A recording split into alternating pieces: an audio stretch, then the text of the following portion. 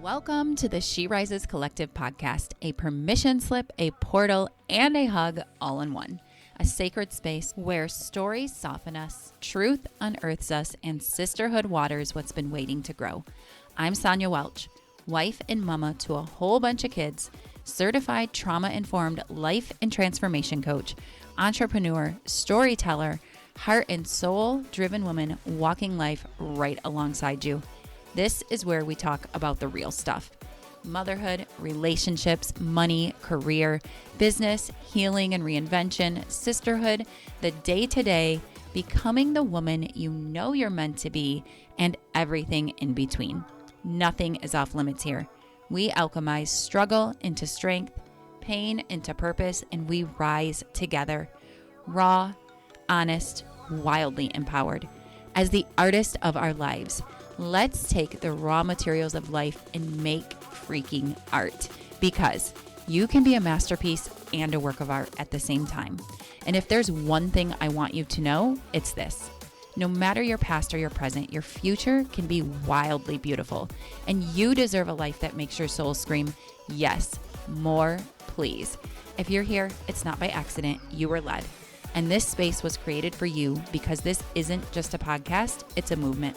A sacred soul-led space to come together, connect, and laugh in a space that is real and raw, encompassing the complexities and dynamics of life, hand in hand, growing and rising together. This is the She Rises Collective podcast. Welcome home. Hello, beautiful soul. Welcome back to the She Rises Collective podcast. If you're here after part 1, then I know this message is resonating deep in your bones. You're not here by accident. You're here because there's a part of you, maybe a whisper, maybe a roar, that's saying, I'm ready to remember who I really am. Last time we talked about shedding the layers, the roles, the masks, the survival strategies, and starting the sacred rebellion of coming home to yourself. And today we're diving into what that really looks like, because liberation isn't just poetic, it's practical. It's something you can feel in your body, in your choices, in your relationships, in the mirror. So what is self-awareness? I want to share how I define it, and this is clearly not all-encompassing, but I see self-awareness as the sacred art of seeing yourself clearly beyond the roles you play, the stories you've been told, and the masks you learn to wear. It's the courage to meet yourself in the mirror and in the mess, to notice your patterns without judgment, to witness your thoughts, your emotions, and your reactions with curiosity instead of shame, to understand what drives you, what wounds you carry, what beliefs you inherited, and what you're truly yearning for beneath it all. Self-awareness is not perfection, it's presence. It's choosing to slow down enough to get curious and to ask, why do I feel this way? When did this first start? Whose voice is in my head right now? Is this choice in alignment with who I really am? Is this choice in alignment with what I really desire and who I really desire to be? Self-awareness isn't about being hyper-analytical or overly self-critical. It's not picking yourself apart or constantly, quote unquote, fixing yourself. True self-awareness is sacred. It's presence. It's curiosity. It's truth-telling. The quiet bravery of asking, why am I really doing this? What emotion is driving this decision? Whose voice is in my head? Does this still serve the woman I'm becoming? It's the difference between living from autopilot and living in presence and alignment. It's the art of seeing yourself clearly, not just who you've been told to be, but who you actually are beneath it all. It's the quiet, radical rebellion of remembering yourself and the conscious decision to get to know yourself better, because when you know yourself, you experience a new kind of power, a new level of freedom, and life starts to feel really good. Things start to align. Life gets fun. Joy becomes familiar again. You feel unstoppable. You walk a new walk. You go from wanting and desiring to becoming, doing, and having. But when you lack self-awareness, you repeat old cycles and wonder why nothing changes. You feel anxious but don't know why. You scroll, react, compare, perform. You self-sabotage and call it's just how I am. You feel disconnected, like you're watching your life from outside of yourself. You're living on autopilot, reacting instead of responding, numbing instead of feeling, achieving instead of aligning. You're chasing validation, not fulfillment. When you are operating from a place that isn't self-aware, you're making decisions rooted in old stories and survival patterns. You're projecting, deflecting, overcompensating, and self-sabotaging. And you can't quite name why you feel so disconnected from yourself and your life. You repeat cycles and call them destiny. You feel stuck but don't know what's keeping you there. You confuse busy with being aligned. Your plate is full, but you're not fulfilled. You long for something more, but don't know what's missing. And this matters because you can't heal what you can't see. And you can't grow beyond what isn't acknowledged. And you can't become who you're meant to be until you first remember who you already are. And there's no judgment or shame in any of this. It's just human psychology. We can't see the patterns we're living inside of until we pause and choose to wake up and do the inner work. Because with self-awareness, you pause before reacting. You witness your thoughts instead of drowning in them. You notice your body's signals and you honor what you need. You choose intentionally, not habitually. You feel grounded in your truth, even if the world around you is noisy. Getting to know yourself is the antidote to liberation. And when you're self-aware, when you really know yourself with that level of self-mastery, there are no limits. And the problem is, so much of who we think we are is really not who we are. It's who we've become through conditioning, through how we were raised, through the beliefs and thoughts and actions that were modeled to us. From parents, from our caregivers, from our teachers, from our coaches, from our peers, from our friends, from our aunts, uncles, grandparents, from our coworkers, from social media. And that's why so many people are out here operating in an inauthentic way.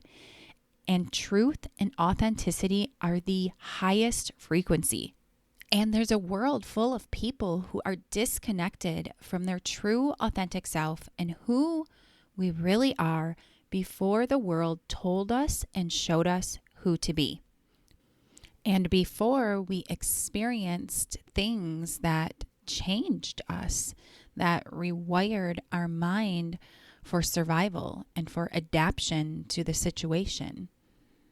But becoming a person, becoming a woman who sheds the layers and walks the path of self-discovery, which leads to self-mastery, is a liberated, powerful woman with no limits and who will live a radically joyful life because she is in tune with herself. She knows herself. She knows her desires, and she knows that brings joy and liberation and freedom. And it can be challenging because we live in a society, a world system where hustle culture is glorified and where we are women who are working, building businesses, have careers while raising children, trying to take time to care for ourselves, our home, our marriage, our relationships, our friendships, our skin, our body, trying to have community. And it can feel like a lot to carry, a lot to do. And in another episode, we'll go deeper into doing less to do more. That's another topic. But it can feel challenging to find intentional time to take the pause, to take the journey, and to grow and to transform. But the consequence of not making the time for the pause and the journey of self-remembrance, of self-discovery, self-mastery is living a life that isn't true to you, which is a life that is exhausting and makes you tired. You feel burnt out, overwhelmed, stressed, unfulfilled, out of alignment. You're lacking joy. So the real questions become, where can I prioritize the time to get back to me and to travel this path of remembering who I am? Because doing so, even the time that I take is going to free up so much space and time and energy in my life in other ways. And I know this because I've done it. Where can I make the time to focus on me? Because when I focus on me, everyone else around me and everything that I do benefits, because the saying, I can't pour from an empty cup, is real. And the nuance to that is that as mothers, we do pour from empty cups. And even if you're not a mother, there's so many, we all have different responsibilities. You could have pets or parents or family members you care for, or, volunteering, or just whatever, the demands in your life are, whether you are a mother or not. And we give so much of ourselves that it can feel like there's nothing left for ourselves, because we are nurturers. We are givers, and we love to love and nurture. It's part of who we are. We love to care for the people around us. And we can care for ourselves, and we can care for other people. And this has always been, something I've struggled with in the past. And it's why things felt so unaligned. And finally, it got to a boiling point of things just feeling very chaotic. And when I started my own self-awareness, my self-discovery, my healing journey, it was during a time that I was busier than any other time in my life, probably. I mean, there were actually a lot of really busy times in my life. At one point, I was a full-time working single mom, working 2 jobs. So I've been very busy throughout my life, as most of us have been. But at this time, when I started this path and this journey, I had a newborn. I was recovering from a near-death experience and giving birth that really drained my energy. I had lost a lot of blood. My iron levels were really low. I had toddlers, preteens, teenagers, homeschooling, a brick and mortar business. But it was a crossroads, knowing that if I didn't make the time, then nothing was going to change, and realizing how fiercely I had been living on autopilot, specifically in this season, where we had a lot of things happen that caused a lot of stress. But even prior, I was living on autopilot, and I just wasn't self-aware. And it led me to a place of drawing a line in the sand because I had to do something. So the journey began. I did a lot of inner work, and I learned the inner work that really works. And here's the thing, going back to last week's discussion. You do not need a 3-hour morning routine or a silent retreat to begin this work. I'm not saying those things couldn't be phenomenal, but here are a few soul level reflection prompts to guide your next step. Number 1, where in my life am I out of alignment? Number 2, where do I feel most disconnected from myself? Number 3, what truths have I been avoiding? Number 4, what version of me am I ready to release? Number 5, what do I actually want, not what I think I should want? And let this be gentle. Let it be curious, not critical. Your answers are not flaws, they're invitations. This is the kind of work we do inside Empowered, my coaching program. We don't just talk about alignment, we embody it. We don't just journal about healing, we live it. My 12-week signature experience is a soul-rooted, science-backed journey that helps you break cycles that no longer serve you, rewire subconscious patterns and emotional defaults, regulate your nervous system and build internal safety, reconnect with your authentic self and your soul desires, expand into the life you're meant to live with joy, confidence, and clarity. Do the healing work and the inner work that really works and makes room for joy and expansion and the life you deserve.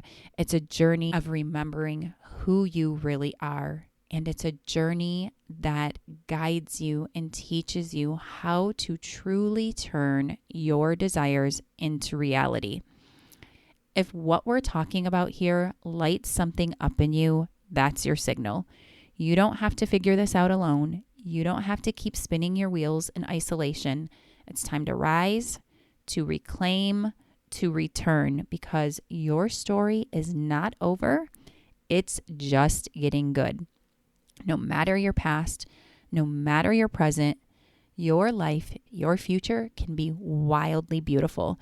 So here's your gentle reminder for today. You are not behind. You're just coming home.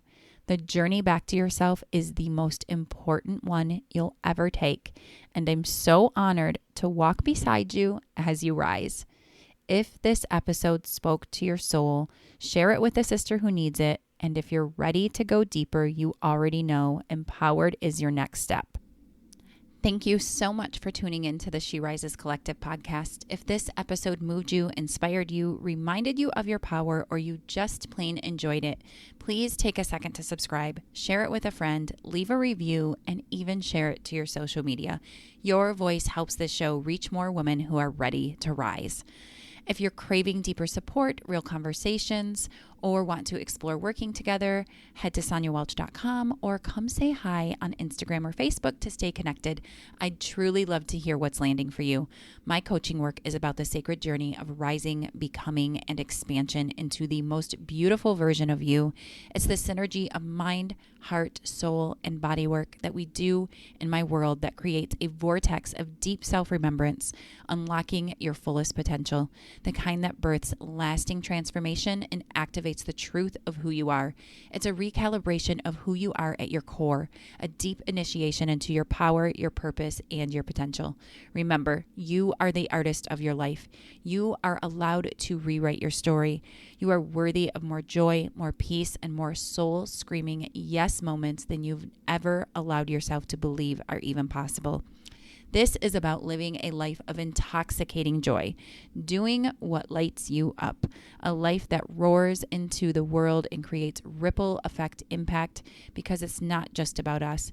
This is how we shift paradigms, take our power back, and give others permission to do the same, just by being who we truly are and letting our magic be felt and seen.